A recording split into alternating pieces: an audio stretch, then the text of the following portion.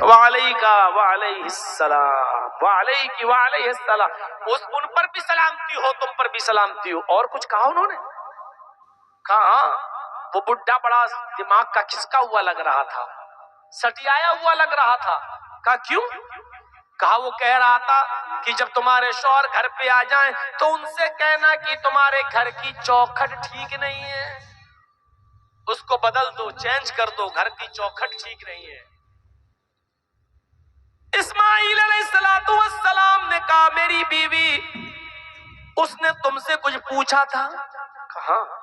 اس نے پوچھا تھا گھر میں گزر بسر کیسی چل رہی، جو حقیقت تھی میں نے بتا دیا. میں نے کہہ دیا کہ اچھی نہیں چل رہی ہے. صبح کھا لو تو شام کو بھوکا سونا پڑتا ہے، اور شام کو کھا لو تو صبح بھوکا اٹھنا پڑتا ہے، پھر کچھ ملتا ہی نہیں. بڑی تنگی میں، بہت ہی پریشانی میں ہماری زندگی گزر رہی ہے.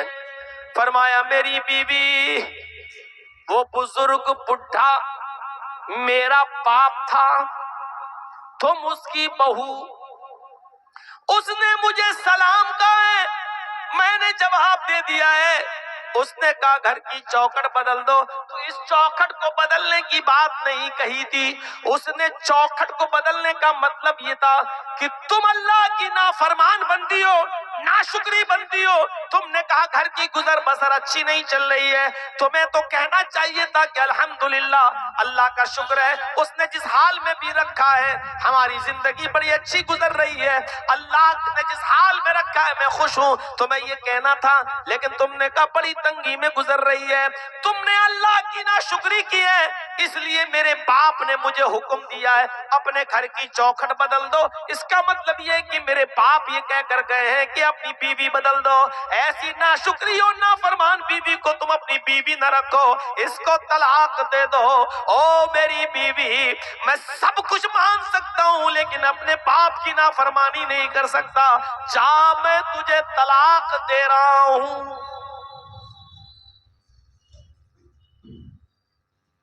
باپ کا حکم یہ تھا. گزر رہی ہوگی لڑکوں پر، ارے کیا بیٹھ کے لے کے بیٹھ گئے مولانا صاحب، سب باپ کا ہی حق ہے، اولاد کا کوئی حق ہی نہیں ہے. ابراہیم علیہ السلام نے حکم دیا اور بیٹے نے اس کو کر ڈالا. اسماعیل نے دوسری شادی کی. پھر کچھ عرصے کے بعد ابراہیم علیہ السلام دوبارہ آئے. اسماعیل علیہ السلام دوبارہ بھی نہیں تھے، شکار کھیلنے گئے ہوئے تھے. پھر دروازے کو دستک دی. دوسری والی جو بیوی نئی تھی، انہوں نے دروازہ کھولا. السلام علیکم. وعلیکم السلام ہوا. کہا مجھے اسماعیل سے ملنا ہے. نہیں نہیں، وہ تو نہیں ہے، جنگل میں گئے ہیں، شکار کھیلنے کے لیے گئے ہیں، گھر میں کھانے کے لیے گوشت کا انتظام کرنے کے لیے گئے ہیں. اچھا اچھا اچھا، ٹھیک ہے، کوئی بات نہیں. یہ بتاؤ گھر کی گزر بسر کیسی چل رہی ہے؟ کہا الحمدللہ، اللہ کا شکر ہے، اللہ کا شکر ہے. اللہ نے جس حال میں بھی رکھا ہے اس کا بہت بہت شکر ہے. اللہ رب العالمین بھوکا اٹھاتا ضرور ہے لیکن بھوکا سلاتا نہیں ہے.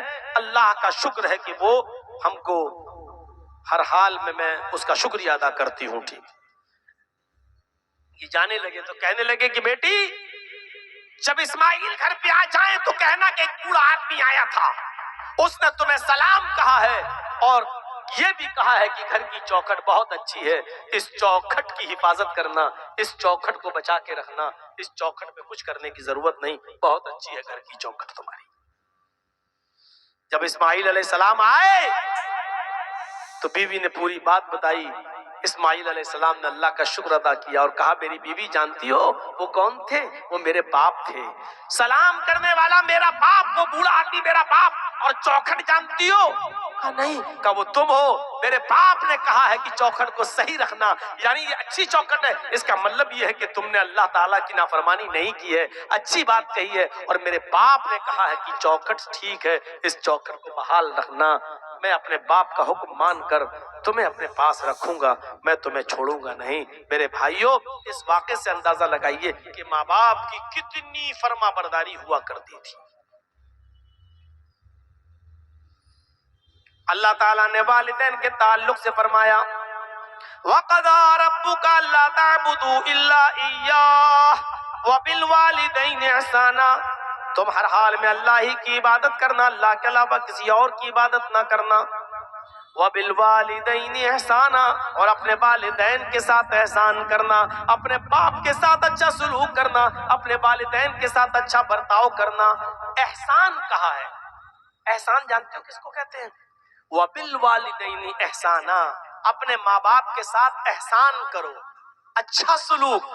احسان کے اندر ہر نیکی شامل ہے، ہر نیکی شامل ہے، صرف یہی نہیں کہ اپنے باپ کی بات مان لی بس ہو گیا۔ اگر باپ بیمار ہے تو اس کا علاج کرانا یہ احسان ہے۔ باپ اٹھ نہیں پا رہا ہے، اس کو اٹھانا اور گود میں لے کر اس کو اس کے بستر پہ بٹھانا یہ احسان ہے۔ باپ بستر پہ لیٹا ہوا ہے، کہہ رہا بیٹے مجھے دروازے کے باہر کرسی لگا کر بٹھا دو، تھوڑی دیر میں باہر کی ہوا کھانا چاہتا ہوں، اور وہ اٹھ نہیں پاتا ہے تو باپ کے لیے وہ کرسی دروازے کے باہر رکھنا اور اپنے باپ کو اپنی کمر پہ لاد کے لے جا کر اس کرسی پر بٹھا دینا یہ نیکی میں، احسان میں شامل ہے۔ ذرا غور کرو کہ ایک صحابی اپنی ماں کو جو اندھی تھی اور ہاتھوں سے کوڑی تھی اور پیروں سے لنگڑی تھی، دانت نہیں تھے منہ میں، اس نے کہا میں عمرہ کرنا چاہتی ہوں، طواف کرنا چاہتی ہوں خانہ کعبہ کا۔ اس کا بیٹا اس کو خانہ کعبہ کی طرف لے گیا۔ اب لنگڑی تھی تو بیچاری چل نہیں سکتی تھی، اندھی تھی دیکھ نہیں سکتی تھی، اس لیے بیٹے نے اس کو اپنے کاندھوں پر لاد لیا، اپنے کاندھوں پر سوار کر لیا، اپنی گود میں اس کو اٹھا لیا اور پیٹھ پر سوار کر لیا، اور اس کے بعد بیٹا اپنی ماں کو طواف کرانے لگا۔ پانچواں یا چھٹا چکر تھا کہ ان کی مڈبھیر حضرت عمر فاروق رضی اللہ تعالیٰ عنہ سے ہو گئی۔ حضرت عمر فاروق سے علیہ السلام ہوئی، السلام علیکم، وعلیکم السلام۔ یہ صحابی حضرت عمر سے کہنے لگے امیر المومنین یہ میری ماں ہے۔ حضرت عمر نے کہا کہ تمہیں بہت اچھی ماں ملی ہے۔ کہا امیر المومنین میں اس کا بیٹا ہوں، اپنی ماں کو خانہ کعبہ کا طواف کرا رہا ہوں، میری ماں اندھی ہے، میری ماں نابینا ہے، اور میری ماں کو پیروں سے لنگڑی ہے اس لیے چل نہیں پاتی، میں نے اپنی پیٹھ پر لاد کر اس کو طواف کرانا شروع کر دیا۔ حضرت عمر نے کہا اللہ تمہیں اس کا بہتر جزائے خیر دے، بہترین بدلہ دے۔ اس شخص نے کہا امیر المومنین میں اپنی ماں کو اپنے ہاتھ سے کھلاتا ہوں، اپنے ہاتھ سے کھانا بنا کر تیار کرتا ہوں، اپنے ماں کے کپڑے میں اپنے ہاتھ سے دھلتا ہوں، اپنے ماں کی گندگی کو لیٹرین و پیشاب و پائخانے کو بھی میں صاف کرتا ہوں۔ میری ماں نے طواف کرنے کی خواہش کی تو میں اس کو لایا اور میں اپنی پیٹھ پر لاد کر اپنی ماں کو طواف کرا رہا ہوں۔ کیا میں نے اپنی ماں کا حق ادا کر دیا جو قرآن و حدیث میں ماں کا حق بتایا گیا ہے؟ کیا میں نے اپنی ماں کا حق ادا کر دیا؟ حضرت عمر فاروق نے ہنستے ہوئے فرمایا تم حق کی بات کہتے ہو کہ تم نے اپنی ماں کا حق ادا کر دیا؟ ارے سنو، جب تمہاری ماں تمہیں پیدا کر رہی تھی، جب تمہیں جن رہی تھی، جب تم اس کے پیٹ سے باہر آ رہے تھے، جب تمہاری ماں تمہیں پیدا کر رہی تھی اور درد کی وجہ سے جب وہ کراہ رہی تھی، درد کی وجہ سے جب وہ رو رہی تھی اور اس کی آواز آہ کر کے نکل رہی تھی، جب تم اپنے ماں کے بدن سے باہر آ رہے تھے اور وہ درد سے کراہ رہی تھی، چیخ رہی تھی، وہ چلا رہی تھی، اس کے منہ سے جو آہ نکلی تھی، پہلی آہ، پہلی چیخ جو اس کے منہ سے نکلی، ابھی تو نے اس پہلی آہ کا بھی حق ادا نہیں کیا، تو اپنی ماں کی پوری زندگی کا حق ادا کیا کرے گا؟ تو نے تو ابھی اپنی ماں کی پہلی آہ کا بھی حق ادا نہیں کیا۔ پیشاب پائخانہ صاف کرنے والا لڑکا، اپنے ہاتھ سے کھانا بنا کر ماں کو کھلانے والا لڑکا، اپنی پیٹھ پر لاد کر خانہ کعبہ کا طواف کرانے والا بیٹا، اور اس حال میں حضرت عمر کہہ رہے ہیں کہ جب وہ تجھے پیدا کر رہی تھی اور درد کی وجہ سے چیخ رہی تھی ابھی تو نے اس کی پہلی آہ کا بھی حق ادا نہیں کیا۔ نوجوانوں ذرا سوچو ماں اور باپ کا درجہ کتنا بڑا ہے، اس کا مقام کتنا بڑا ہے۔ ہم اسلام میں پورے کے پورے داخل ہیں، کیا ہم اپنے ماں باپ کی ایسی خدمت کرتے ہیں؟ کیا ہم ماں باپ کی ایسی سیوا، ایسی خدمت کر رہے ہیں؟ ایسی اولاد، تاریخ کے اوراق پڑھیے تو ایسی اولاد گزرے گی کہ باپ بھی جیل میں اور بیٹا بھی جیل میں، باپ کی عمر 90 سال اور بیٹے کی عمر 50 سال۔ باپ بھی जेल में और बेटा भी जेल में, लेकिन दोनों पक्के नमाजी। बेटे ने देखा कि मेरा बाप जेल के अंदर है और 90 साल की उम्र है और नमाज एक भी वक्त की नहीं छोड़ता है और मैं भी नहीं छोड़ता हूँ, और जेल में ठंडा पानी मिलता है, सर्दियों की सख्त रात है, सर्दियों की ठंडी रात में ठंडे पानी से वुजू बनाते वक्त मेरे बाप को बार बार एलर्जी हो जाती है, नज़ला होता है, जुकाम होने लगता है, उसको फीवर आ जाता है, तो क्या करना चाहिए? उसका 50 साल का बेटा रात में ईशा की नमाज के बाद अपने बाप को बिस्तर पर सुला देता था कि तुम सो जाओ, फजर में उठना है।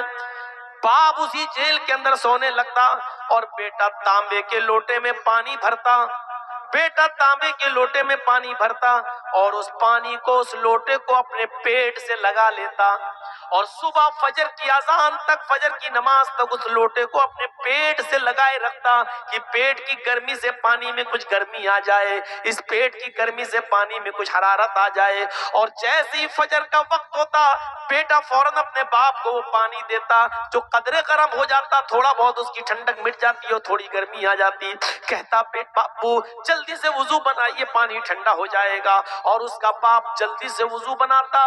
मेरे प्यारे साथियों, ये वाकया कई चीजों की तरफ इशारा कर रहा है। पहला इशारा तो ये करता है कि 90 साल के बावजूद बाप फजर तक की नमाज कज़ा नहीं कर रहा है, जेल की सलाखों में होने के बावजूद बाप नमाज का आदी है, और बेटा पूरी रात लोटे को अपने पेट से लगाकर पानी को गर्म कर रहा है कि पेट की गर्मी से पानी कुछ गर्म हो जाए।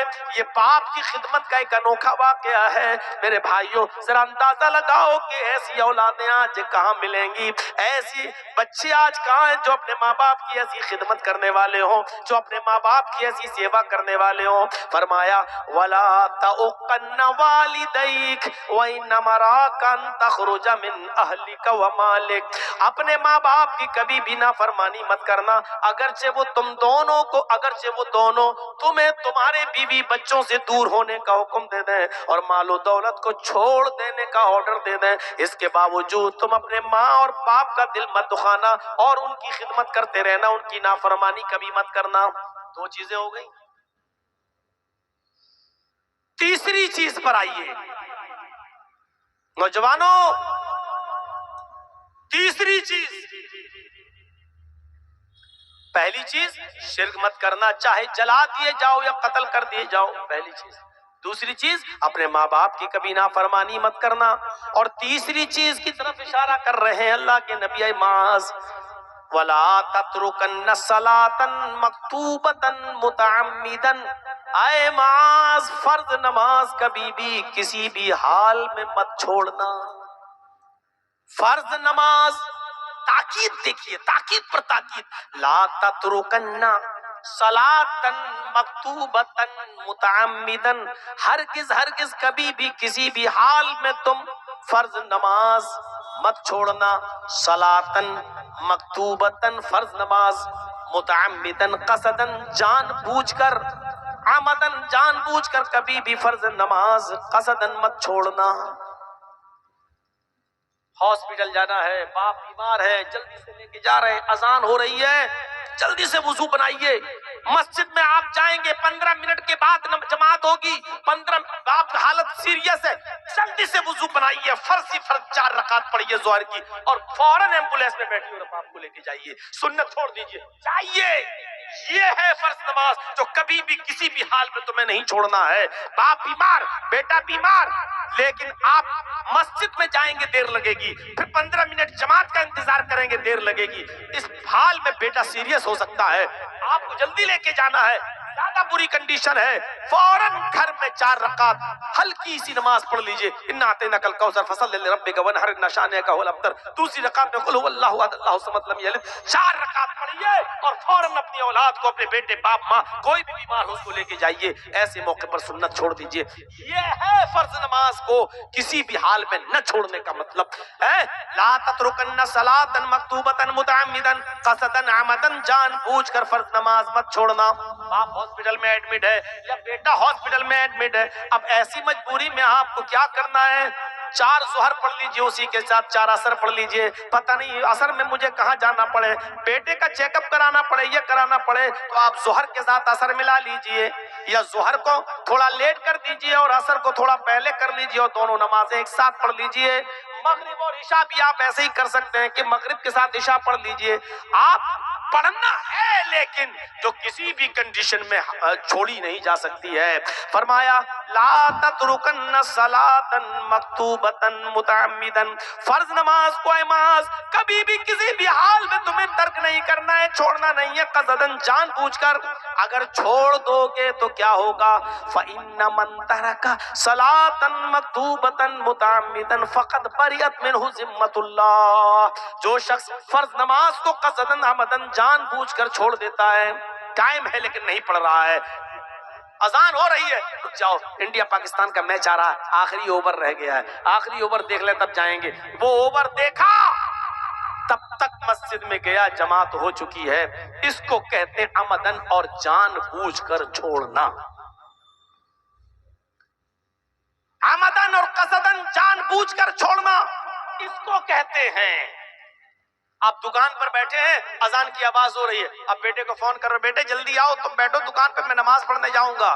اب جب تک بیٹا آ رہا ہے تب تک آپ دکان پہ بیٹھ کے شاپنگ کر رہے ہیں، اور جب بیٹا آیا اب آپ نماز پڑھنے کے لیے جا رہے ہیں۔ میرے بھائیوں، جب نماز پڑھنے کے لیے مسجد میں پہنچے تو جماعت ہو چکی ہے، جبکہ اصول یہ تھا کہ دکان بند کرتے، بیٹے سے بھی کہتے کہ چلو نماز پڑھنے، آپ بھی پڑھتا اور بیٹا بھی پڑھتا۔ میرے بھائیوں، دونوں کو نماز پڑھنا تھا۔ یہ مسجد بن رہی ہے اس لیے نماز کا ٹاپک اسی پر چسپا کر لیجئے گا، کیونکہ مسجد بنتی ہی اس لیے ہے کہ اس میں عبادت ہو، نماز پڑھی جائے۔ مسجد بنا لی لیکن نمازیوں سے خالی رہے تو کوئی فائدہ نہیں۔ میرے بھائیوں، ذرا تصور کیجئے گا، فَإِنَّ مَن تَرَكَ صَلَاةً مَكْتُوبَةً مُتَعَمِّدًا، اگر فرض نماز کو قصدن جان بوجھ کر چھوڑ دیا، بریت منہ ذمۃ اللہ، تو اللہ کی ذمہ داری ختم ہو جاتی ہے۔ مر جہاں مرنا ہے، کسی بھی حال میں تو رہے، اب اللہ کی بھی کوئی ذمہ داری نہیں، فقط بریت منہ ذمۃ اللہ، اللہ کی بھی ذمہ داری ختم ہو جاتی ہے۔ ایک جگہ اللہ تعالیٰ نے قرآن میں فرمایا وَمَنْ أَعْرَضَ عَنْ ذِكْرِي فَإِنَّ لَهُ مَعِيشَةً ضَنْكَ، میرے ذکر سے اعراض کرو گے تو فَإِنَّ لَهُ مَعِيشَةً ضَنْكَ، ہم تمہاری روزی کو تنگ کر دیں گے، تمہاری روزی کو بند نہیں کہا، تنگ کر دیں گے۔ آج بتائیے یہ مسئلہ ہے ہمارے آپ کے سامنے کہ نہیں؟ مولانا صاحب بہت پیسہ کماتا ہوں لیکن رکتا نہیں ہے، برکت نہیں ہوتی ہے، میں گھر پہ آتا ہوں 1000-2000 روپے روز کماتا ہوں لیکن اس سے زیادہ خرچے ہو جاتے ہیں، کبھی کوئی بیمار کبھی کوئی۔ میرے بھائیوں، کتنے لوگ ایسے ہیں ہمیں مل چکے ہیں جو کہتے ہیں کہ مولانا ایک مہینے میں ہم 50-50 لاکھ روپے کماتے ہیں لیکن برکت نہیں ہے۔ غور کریں، وہ ایسا تو نہیں کہ وہ نمازیں ترک کرتے ہیں، کیونکہ ذکر سے مراد یہاں نماز ہے، اور اللہ نے کہا من اعرض عن ذکری، جس نے میرے ذکر سے اعراض کیا فإن له معیشة ضنکا، ہم اس کی روزی کو تنگ کر دیں گے، ہم اس کی روزی کو ٹائٹ کر دیں گے۔ وہ کمائے گا لیکن بچے گا نہیں، وہ کمائے گا لیکن اس سے زیادہ اس کا اپنے گھر کے بچے اور بیوی کی بیماری میں خرچ کر دے گا۔ وہ کمائے گا 2000، خرچہ ہوگا اس کے گھر کا 5000، ہم اس کے خرچے کو بڑھا دیں گے، ہم اس کی روزی کو تنگ کر دیں گے۔